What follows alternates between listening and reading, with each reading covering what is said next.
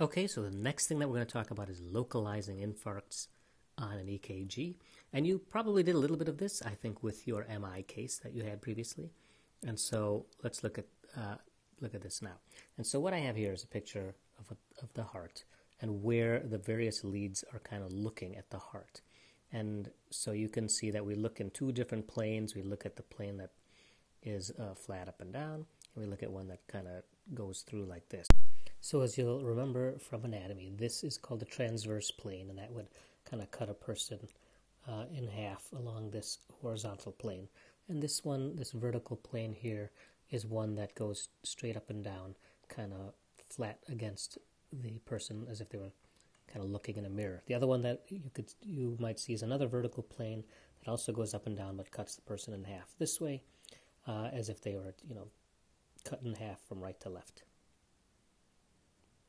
So these limb leads here, they fall along this frontal plane, and then these precordial leads, we call, they are on this transverse plane. And so you can see here, 2, 3, and F look at the bottom of the heart. These are the inferior leads. So looking at this EKG here, let's circle the inferior leads. It was 2, 3, and AVF, right? And so this one you might remember from your MI case, and you can see here that there are these big ST elevations in here, right? And they happen to be in the inferior leads, right? All of them have it. Now, which leads look at this left side of the heart? Well, it's kind of L and 1, maybe V4 and V5 all look at the left side of the heart. These are called the lateral leads. So we said it was 1 and AVL, so that's this and this, right? As well as V5 and V6. So these are the lateral leads, and you'll see here in these lateral leads the ST elevations are going down. Now over here they're kind of going up a little bit. Why is there a difference? Well, you can see that 1 and especially AVL are kind of up high, right? So I call these the high lateral leads. And then these ones are a little bit lower, so those are just the plain lateral leads. And we saw that there was ST elevation in these bottom leads, so the ST elevation in the bottom. And what's the opposite of elevation? It's depression. And what's the opposite of bottom? Top. So what's on the top? This here. So we see almost like a mirror image. Here, what's at the bottom?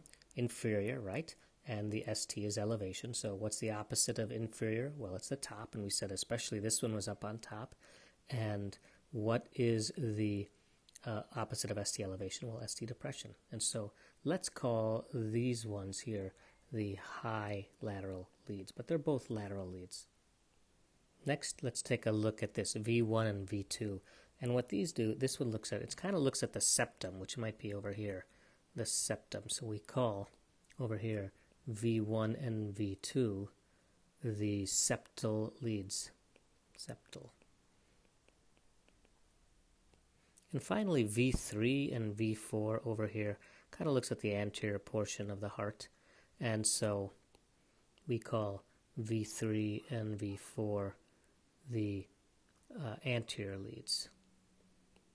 And so now when you are going to be describing where you see things like ST elevations, you're not going to say, I see them in 2 and 3 and F.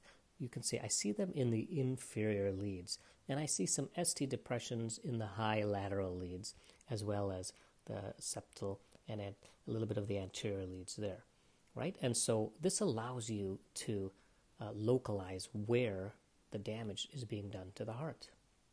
And if you pair that with the knowledge of the coronary artery that you have, like you know that the high lateral is getting its blood supply from the left circumflex, the inferior from the right coronary or the right circumflex, etc., you can use the EKG to guess which one of these blood vessels might be the one that is occluded, which one is the culprit vessel, which one's causing the problems. All right, and so for our course, we're only going to really look at the high lateral, inferior, septal, anterior, and lateral leads. Posterior and right ventricular ones we will save for your M3 year. Okay, so why don't you take a look at that EKG you have again and try to figure out where you see the ST elevations and ST depressions. Thank you. Bye.